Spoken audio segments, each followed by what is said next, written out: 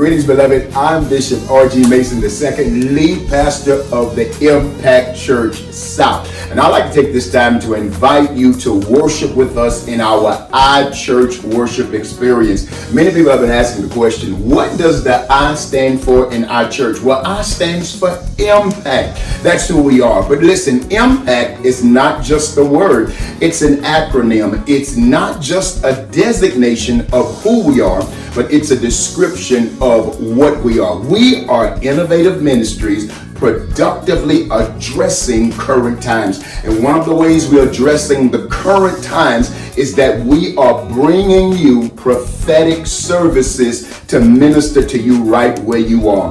We told you many, many times before, when you come to the Impact Church, it's going to be an experience. So listen, I need you to get ready, sit back and wait. God's about to meet you at the very point of your need, and you're about to experience an impact. Well, that's enough of that. I tell you what, let's just go in and worship together. I'm going to go in physically. You're going to come in virtually. Grace and peace.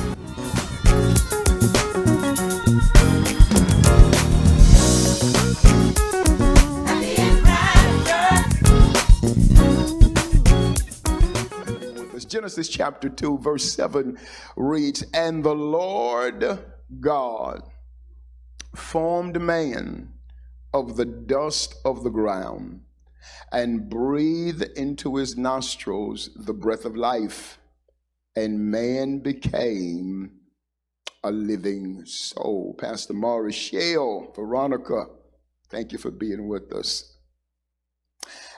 And breathed into his nostrils the breath of life, and man became a living soul. For a little while I want to talk from this thought, but we still can't breathe. But we still can't breathe. Father, help me preach this under your power. In Jesus' name I pray. Amen. From the beginning of 2020 up until the present time in which we are positioned, we have been battling to breathe. From a pandemic caused by pestilence to the persecution suffered at the hands of police, we have been battling to breathe. From our policy and procedural corruption designed to suppress people of color, we have been battling to breathe. And although people of color have been battling to breathe for an extended period of time within this country, the compilation of continuous crimes committed against the people of our color have forced us to become so fed up until we've shifted from battling to breathe, and we have even begun to succumb to the fact that I still cannot breathe. The phrase "I can't breathe" has been internationally incanted by those people who speak boldly against police brutality. And these are also those who have taken a stand distinctively and demanded justice from a system that has systematically denied them who are just like us, who stand as people of color, the right to exist and prosper in a place that's supposed to be the melting pot of freedom and give everybody the opportunity to have the pursuit of happiness. It was on July 17, 2014 and on May 25, 2020 that the phrase "I can't breathe" began to speed up at warp speed. And this was because this had everything to do with the lawless lynchings of two modern day martyrs by the name of Eric Garner and George Floyd. The three words "I can't breathe" that were mumbled by these men who were being punished at the hands of police weren't just speaking of the officers that had them pinned down. They were speaking to an offensive system that has pinned down people of color for quite some time. And now this gross pattern of injustice and brutality has left us gasping for air as we attempt to breathe within a country that seems to want to keep us bound. And although one case was 6 years post the second case, the latter case served as a resurrection and a reminder of the first case. May I then submit for your cognitive consideration that the reason these particular cases were profiled so candidly was because they were projected and seen on camera in real time. Okay, I threw that at you, but you ducked. Let me see, can I hit you with this one? There were dozens of other cases before these two cases because others died, but we overlooked their deaths. And some were captured on record, but not caught on recording. And some were killed by police, but they were kept from being public. But there was a monumental time that took place when we came to this realization that there's a problem within this country when we watched a video that some say was 8 minutes and 52 seconds, and some argue was 9 minutes and 27 seconds, and others argue almost 10 minutes, where there was a legalized lynching of a man by the name of George Floyd. Now I need you to understand that the facts concerning this type of fatality is not anything brand new, because there have been 32 fatal police encounters since 2010 where victims were restrained and asphyxiated and had to utter those particular words that I could not breathe. But it was on Wednesday, April 20th, 2021, where 45 witnesses, including bystanders, police officers, and medical experts, came in front of a 12-member jury who deliberated for 10 hours and found Derek Chauvin guilty of the charge of second-degree murder, third-degree murder, and manslaughter, all at the same time. And although it was a monumental decision, it was still only a microcosmic victory rendered when you juxtapose it against the macrocosm of victims within our race.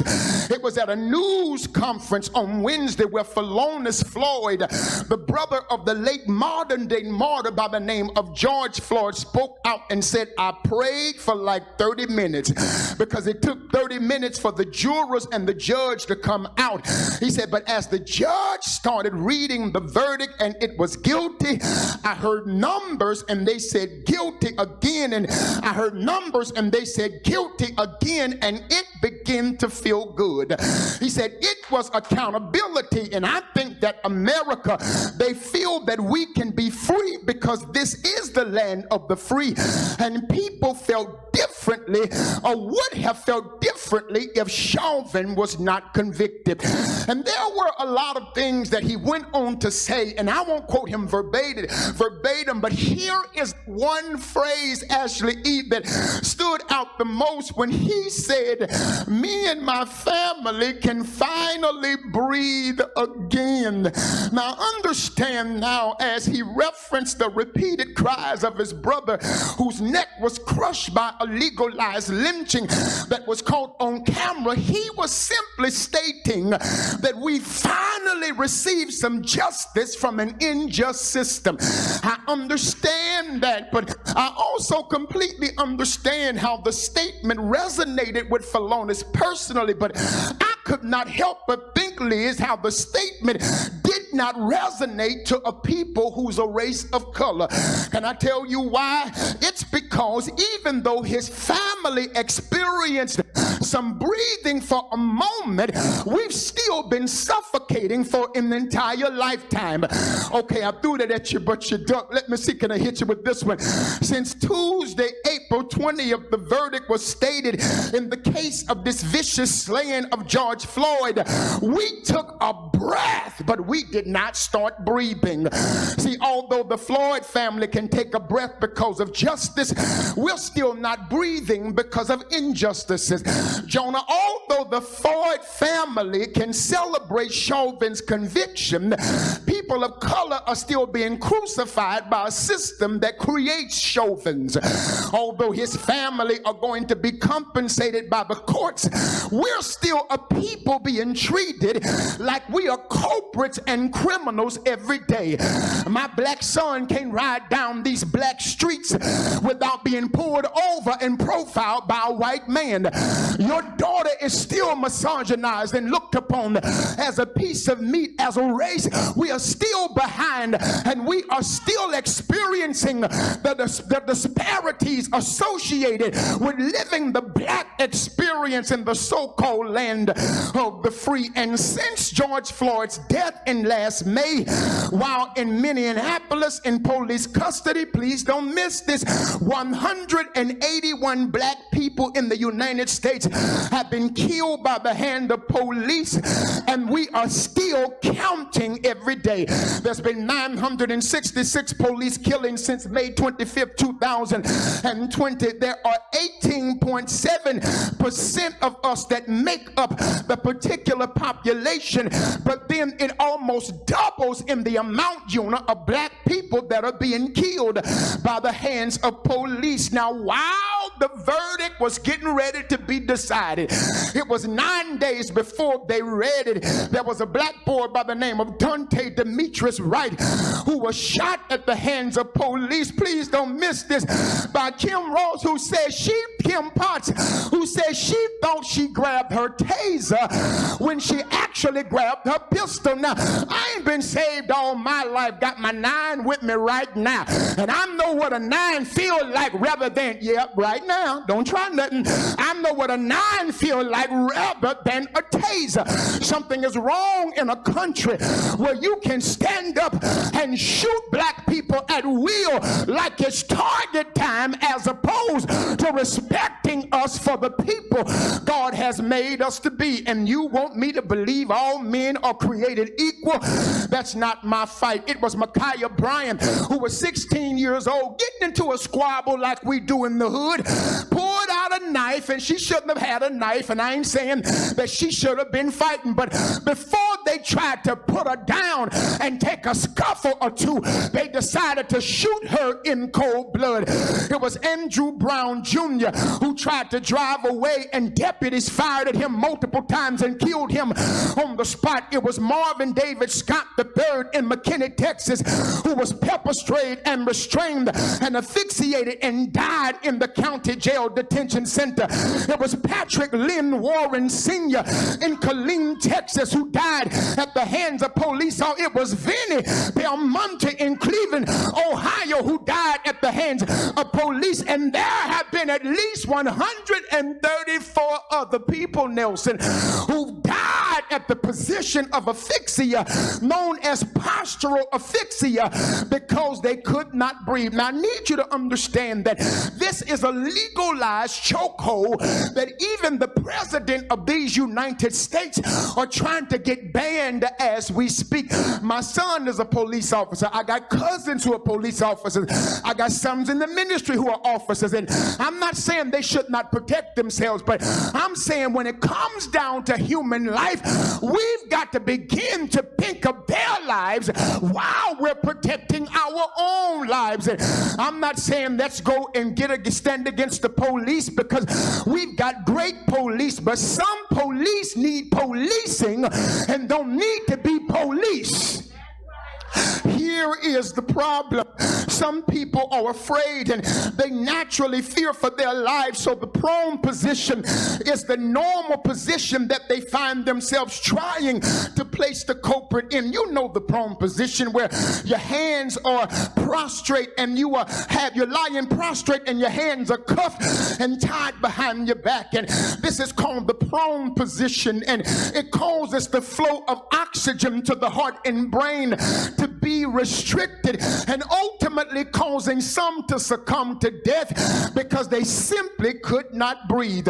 And just when you thought I was talking about the prone position and positional and postural asphyxia, I was talking about the position that you've been in living in America, where it's been hard to breathe every day. But God told me to tell you that just because the system that's been trying to keep you from breathing and beat you down so you won't use your brain has tried to keep you down, he's about to open the door that's about to let you walk through it and put you in positions that people tried to keep you out of, and raise you up to a position of prominence that you never thought you'd come to. Okay, you didn't get it. Stop, rewind, play. God told me to tell you there's a great sense of prophetic awareness that's about to be gained from positional asphyxia.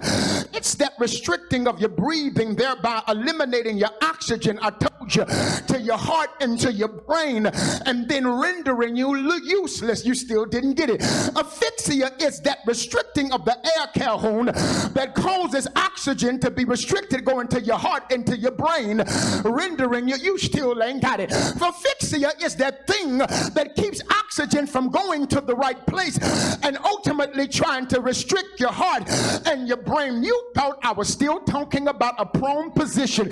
I'm telling you, the stuff that tried to restrict your breathing and affect your discernment, God said he's getting ready to take it away, and you're about to see stuff for how it really is.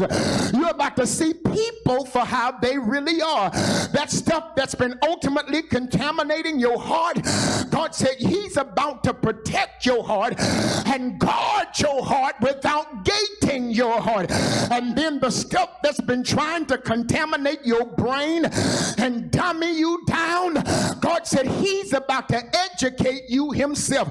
And just in case you didn't get what you thought I was supposed to give to you from what I was trying to tell you, I'm telling you prophetically, breathing means you're about to enjoy a real American dream that they've been trying to suffocate you and keep you out of. The beating of your heart means we are about to reform the healthcare system where black people can receive the kind of care we need to have. And the brain being dummied down, come here, had not, means we are about to repair the education system. Can I tell you what God told me to tell you? He said, get ready, because I'm getting ready to put my church back in the forefront of social justice, where we can have a hand in health care. Man, we're about to open clinics. Churches are about to have hospitals. He said, I'm putting my church back in the forefront where you're going to take control of the educational system. We're going to have enrichment centers and daycares and Head Starts and pre-K and K through 5 and 6 through 12. Man, I'm telling you, there's a shifting coming in this system and in this world. That's why we cannot sleep on what's going on. I'm trying to hurry here, but there's a new proclamation that's been uttered by people who have become weary of praying. And they begin to walk and they begin to protest. Please don't miss this. They're saying stuff like, Kenny, I can't breathe. Get your knee off my neck. Get your feet off of my shoulders. Now I need you to understand that this is no ordinary mantra, Jonah. This mantra is used to send a message to people in power that we will no longer lie down and be suffocated by a system that has rendered issues and caused us to try to make us impotent as a race. No, we are standing up. We're getting ready to bring our dollars together. We're getting ready to start making a difference, protesting and moving. But please don't miss this. God said you can't move your position without demanding new policies. In other words, man, we got to say something when we're out there talking. See, we can't continue to comment on what's wrong and not start commanding what is right. We've got to open our mouths, and y'all know what I feel about moving and marching without praying and without power. I told you that's called masturbational movement. It means that it feels good, but it ain't producing nothing. We've got to do something in this season that's going to cause us to leave a footprint for the next generation. And that comes when we come to a place where we understand that this time cannot be miscarried like the last time. Every time there's a movement and a door and a portal from heaven down to earth, we end up celebrating prematurely. Man, you shouting and the dude ain't been sentenced yet. I know you didn't like that one. Because see, the sentencing is what really matters. He can be convicted on all counts and still get a slap on the wrist. So what God told me to tell you is this time we've got to have marching and a manifesto. Our manifesto is prison reform, police reform, political representation. He said we've got to have articulation and an agenda. Our agenda, Deshalia, is restructuring of healthcare, reforming the voting practices. While we shouting, falling out, smelling like olive oil, they're trying to have the second Jim Crow laws enforced in several states, including Texas. Yeah, you talking in tongues, but they're trying to keep you from the ballot. See, we can't just have articulation and an agenda. We've got to have the people who has a playbook. You know what our playbook is? We want equal housing opportunities. We want equality in education. We want equality in business. We don't want subpar rates when we get a loan for our business. We don't want to be called just a minority business. We want to sit at the table with major players. And we won't shut up until things start switching up. Here it is. I told you that's why God let you shout first. Here it is. God said we cannot be quiet in this season. He said you can't stop and you can't quit. Matter of fact, if that made you glad, you ought to drop a hashtag, don't stop, don't quit, get it, get it. I don't know who that is for, but God said this is the season where we cannot be divided, but we must be diverse. We've got to make sure that there is a diversity of what we're doing, but we can't be divided while doing it. In other words, you bring your expertise to the table. I bring my expertise to the table. We commingle them in order to constructively get stuff done. But in the previous seasons, when we come to the table, we fight about what we don't have in common as opposed to celebrate what we do have in common. Okay, you shook my tree. You're about to get my apples. It's going to take a combination and a coming together of both the previous and the present generations if we're going to create a plan that's going to start a process that's going to bring a sustainable progress. Now let me tell you, it was in Proverbs 20 and 29 where the Bible said the glory of young men is their strength, but the beauty of old men is their gray head, which means we have to have the young and the old at the table. My son RG3 said this, had not. He said, Dad, let me tell you something. If you don't give my generation something to fight for, we're going to start fighting y'all. Because we're tired of you telling us to pray. We're tired of you telling us to hold hands and march. We want to see some changes take place. Here's what God told me to tell you. He said, it is this inability to exhale in this season and this battling for us to breathe that's forcing us to stand up and fight. Now, you're not going to like this, but I have to say it. God didn't want any life to be lost. But God is glad some of them were lost because it made some of us stand up. Because had this not happened, we'd still be asleep and we wouldn't be conscious demanding change in this particular season. And can I tell you, God's about to shift some people. We're about to go from being the culprit to the counselor, the perpetrator to the politician, the miscreant to the millionaire. There's some shifting getting ready to take place. Now, I want you to talk back to me for a moment, because if you're as tired of them as I am, then I want you to stop working for them. and doing their job for them. Because we're not just being killed by them. We're being killed by each other. Okay, you missed it. Stop, rewind, play. Now, guys, I refuse to lend credibility to the label of black on black crime, because there's no such thing as black on black crime and white on white crime. The reality is the senseless killings of the blacks takes place in the white neighborhoods the exact same way, if not more. But can we talk like we're family for a moment? I told you I came to be a Black Panther today, not a black preacher. Watch this. The difference is seen in the fact of how they kill, not who they kill. We kill individually. They kill collectively. We both kill our own people, but we get blackballed and they get whitewashed. However, here it is, Jonah. However, I do believe that we've got to break free from the plantation philosophy that makes us prone to step up to each other and then suck up to them. You'll fight me, but you'll say yes sir to him. Okay, you didn't like that, but let me see if I can hit you with that. You'll kill me for stepping on your J's, but kiss up to him so you can step up the ladder. You'll take joy in cleaning out my house, but take a job in cleaning up his house.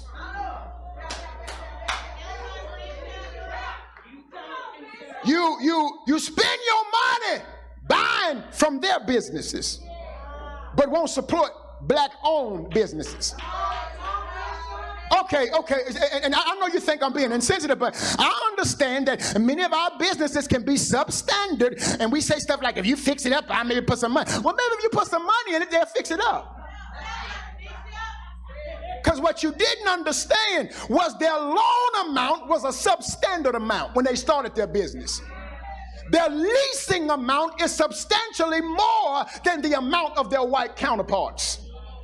And here's the problem. When the slightest thing is off, we prefer not to patronize them again. You know, man, when they don't give you your ketchup with your fries, when they take 5 minutes when they said it was going to be 2 minutes, when they ain't cleaned off the table and had trash that they hadn't put in the, I ain't coming back here no more. But you let the white folk who hired a slave folk at Southern Classic talk to you any kind of way, and the line is still out there on Hollywood and Mansfield Road right now.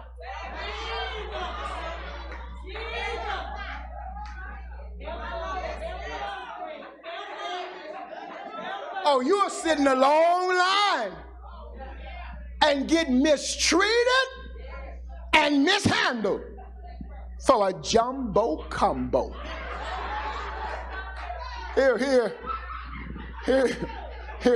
Here's the reality. I got to get out of here, guys. Here's the reality.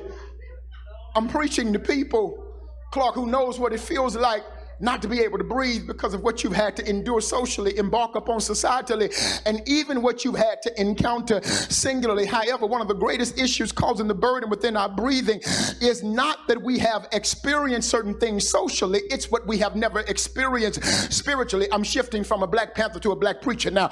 And so here is what God has been trying to do from the beginning through the interworkings of humanity with divinity. See, long before the men of modernity could breathe physically or socially, there was a man of antiquities by the name of Adam who could not breathe physically or so spiritually until he was awakened spiritually by God. And that's what the church is suffering from. God told me we need to have a Genesis 2:7 kind of moment where God can breathe on us again. Some of us say, no, Bishop, I don't need breath, I'm moving. And God said, that's the problem. You are experiencing symptoms of spiritual noctambulism. Noctambulism simply is a $25 word with a 25-cent meaning that said you sleepwalking. You look like you're awake, but you are asleep. And God said we've got to wake up if we want things to begin to work out. And here is where we find Adam in the text. He is a lifeless lump of clay. And the text says God breathes into his nostrils the breath of life and he becomes a living soul. Now this word breathe comes from a Hebrew word neshama. And neshama means to give consciousness and then give life ultimately. Now understand, man is therefore drafted crafted and constructed from the earth while being divinely conscious from eternity. Man is a dichotomous trichotomy, which simply means he's twofold. He's earthly and eternal, has a three-dimensional spirit, body, and soul. He's a spirit enlived body who is a being that was formed by God and put breath in by God at the same time. In other words, when he exhales, he blows his breath into us, and the body fills up like a paper bag. But when he inhales, he withdraws his breath from us, and the body collapses like a leaky balloon, which means every time God puts breath into you and I, it blows us up to be able to sustain anything that we could ever go through, which is why when babies are born, their first act of inhaling is important, because when you blow on them, they inhale. They say teach them how to swim when they're babies, because they know how to inhale and exhale. It's because, family, when you are alive, you inhale, but when you die, you exhale, which means when you are born, God blows into you and he exhales and you inhale, but when you die, God inhales and you exhale and then you die. Can I say to you, that's been our problem? We've not been spending enough time with God, letting him blow on us and put life back into us, because life has a way of knocking the life out of you. And God said, if we're going to breathe socially, you've got to learn how to breathe spiritually. Now understand, guys, there is a distinct difference between breath and life and the breath of life. Notice the preposition and the conjunction. Please don't miss this, because breath and life gives you the ability to exist on earth, but the breath of life gives you the ability to exist between heaven and earth. See, if I'm born only by the physical, I can stay here.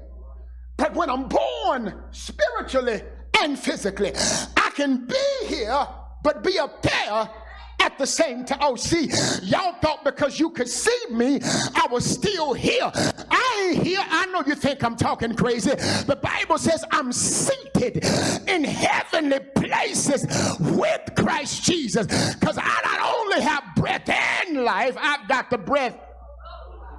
It is breath and life gives you the ability to inhale and exhale. But the breath of life gives you the agility needed to release something so you can receive something. That's all you do when you praise. That's why the text says that God inhabits the praises of his people, because when you praise God, you are releasing something and receiving something at the same time. That's why folk don't understand why you're smiling and crying at the same time. They don't understand why you're running and why you're happy at the same time, because you're releasing and receiving at the same time. Please, I got to get out of here. Please don't miss this one though. I told you that there's a difference between the conjunction and the preposition of. But notice he does not use the preposition for. It's not breath for life. It's the breath of life. If it was breath for life, it would mean I couldn't exist without it. It would mean I'd be a lifeless lump of clay right here before you. But since it's not the breath for life, it's the breath of life, which means I can die in this life and still live another life, because I don't have breath for life. I've got the breath. One is for receiving and releasing. The other one is for partaking and producing.